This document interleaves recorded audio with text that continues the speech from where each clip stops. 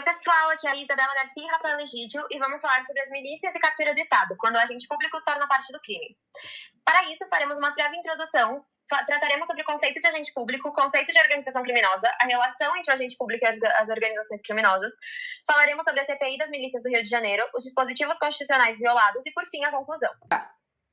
No Rio de Janeiro, grupos armados conhecidos como milícias dominam comunidades, controlam serviços e espalham medo.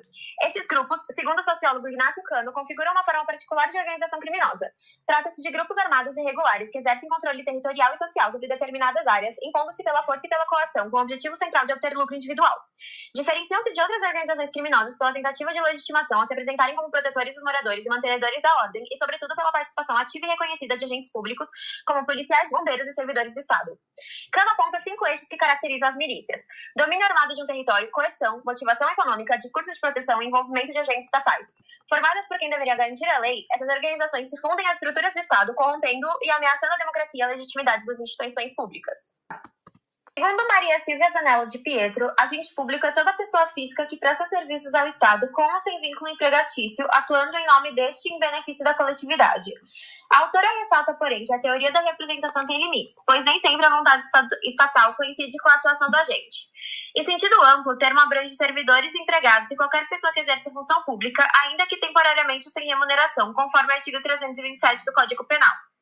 Já o artigo 37 da Constituição Federal de 1988 impõe aos agentes públicos os princípios da legalidade, impessoalidade, moralidade, publicidade e eficiência, que orientam sua conduta ética e vedam o uso do poder estatal em benefício próprio ou de organizações criminosas. Nesse contexto, cabe explicar o conceito de organização criminosa. Organização criminosa é uma associação de no mínimo 4 pessoas, formada de maneira estável e com divisão de tarefas, voltada à prática de infrações penais e à obtenção de vantagem ilícita. Trata-se, então, de um grupo estruturado com hierarquia e permanência, que se diferencia de associações simples pela complexidade de suas funções e pela profissionalização do crime. Como explica Nucci, a organização criminosa apresenta a feição de uma empresa, mas com fins e com métodos ilícitos. Assim, cada integrante desempenha papel específico dentro da estrutura, o que garante eficiência e a continuidade às atividades ilegais. Portanto, o que caracteriza esse tipo de associação é a união estável, a hierarquia interna e o objetivo comum de alcançar proveito ilícito. Cabe, então, explicar a relação entre agente público e organizações criminosas. A atuação do agente público pressupõe servir ao Estado, exercendo parte de sua autoridade em nome da coletividade, como a Isa explicou. E é por isso que esse agente, quando ele se associa a estruturas criminosas, não ocorre apenas a corrupção individual, ocorre a captura da função estatal. A partir da definição do Nucci, a organização criminosa ela funciona como uma estrutura hierarquizada e eficiente. Quando, então, o agente público ele passa a integrar essa engrenagem, ele desloca o poder institucional para fins ilícitos, emprestando aparência de legalidade ao crime. Deixa, então, de representar o Estado e passa a representar interesses privados ilícitos. Essa infiltração ela acaba deslegitimando as instituições, rompendo a confiança social e configura o fenômeno de captura do Estado. Na CPI das milícias, que é referente à CPI das milícias do Rio de Janeiro, a gente quer trazer 2 casos emblemáticos. Um desses casos foi do vereador Josinaldo Francisco da Cruz, conhecido como Nadinho do Rio das Pedras. De acordo com o relatório, Nadinho tentou assumir o controle da comunidade do Rio das Pedras em parceria com o deputado estadual Natalino Guimarães e vereador Jerônimo Guimarães Filho, o Jerominho, ambos apontados como líderes de uma milícia de grande porte em Campo Grande. Após a morte do inspetor Félix Toches, ele buscou expandir o domínio da milícia, envolvendo policiais civis e militares em suas atividades e disputas de poder. Esse caso revela como os agentes públicos e políticos eleitos atuaram diretamente na estruturação e no fortalecimento das milícias do estado do Rio de Janeiro. A investigação mostra que esses grupos controlavam serviços de transporte alternativo, segurança clandestina, comércio de gás, utilizando-se assim da influência política e de recursos do próprio Estado. Portanto, esse episódio simboliza a infiltração do crime organizado nas instituições públicas e a dificuldade de separar o poder político da ação criminosa. Sim, Cris. Outro caso emblemático, relevante acerca da infiltração das milícias nas estruturas do Estado do Rio de Janeiro, é o da chamada Liga da Justiça, que atuava na região de Campo Grande, zona oeste do Rio de Janeiro. Formada por políticos, policiais civis e militares, ex-agentes de segurança e bombeiros, a organização era liderada pelo deputado estadual Natalino Guimarães e pelo vereador Jerominho, ambos apontados como a personificação da milícia local, que já foram mencionados anteriormente por seu auxílio a Nadinho para sua conquista do território de Rio das Pedras. Já.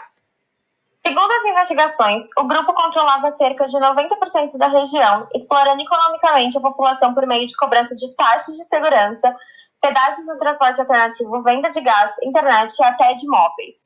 Com o tempo, a milícia acumulou poder e instaurou um verdadeiro regime de medo, marcado por execuções, torturas usadas como exemplo para manter o controle.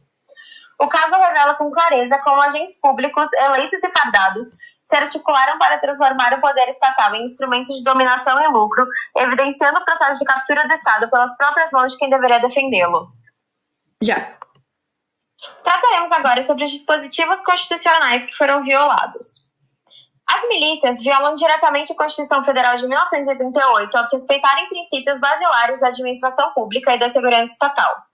O artigo 37 impõe aos agentes públicos o dever de agir com legalidade, impessoalidade, moralidade, publicidade e eficiência.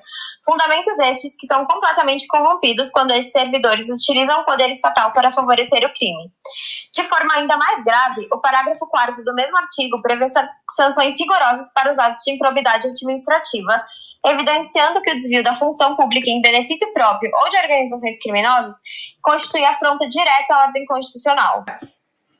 Além disso, por fim, o artigo 144 estabelece que a segurança pública é dever do Estado e direito de todos, sendo inaceitável que justamente aqueles encarregados de garanti-la se tornem agentes de violência da corrupção. Assim, o que podemos concluir da análise dos casos e dos conceitos demonstrados é que o fenômeno das milícias não é apenas uma forma de criminalidade organizada, é um processo contínuo de apropriação das estruturas estatais por agentes que deveriam protegê-las. Quando policiais, políticos e servidores públicos passam a integrar ou favorecer organizações criminosas, o Estado deixa de ser um garantidor da ordem pública e se converte em um instrumento de poder privado, violento e lucrativo. Esse desvio funcional corrói os princípios constitucionais que sustentam a administração pública e rompe a confiança coletiva na autoridade estatal. Esse caso se agrava quando verificamos a ausência de respostas efetivas do poder político e público. Como destacou a matéria do G1, 6 anos após a CPI, pouco foi feito no combate às milícias, revelando que mesmo após as investigações detalhadas e constatações graves realizadas na CPI das milícias do Rio de Janeiro, o Estado não implementou políticas sólidas de enfrentamento. Esse diagnóstico reforça a conclusão central do nosso trabalho. O combate às milícias exige não apenas repressão criminal, mas reconstrução da autoridade estatal, o fortalecimento dos mecanismos de controle e a blindagem das instituições contra sua própria infiltração. Enquanto o Estado permanecer vulnerável à captura, a democracia e a segurança pública continuarão comprometidas. Por fim, a gente tem as fontes que a gente utilizou e gostaríamos de agradecer por vocês terem assistido até agora. Muito obrigada!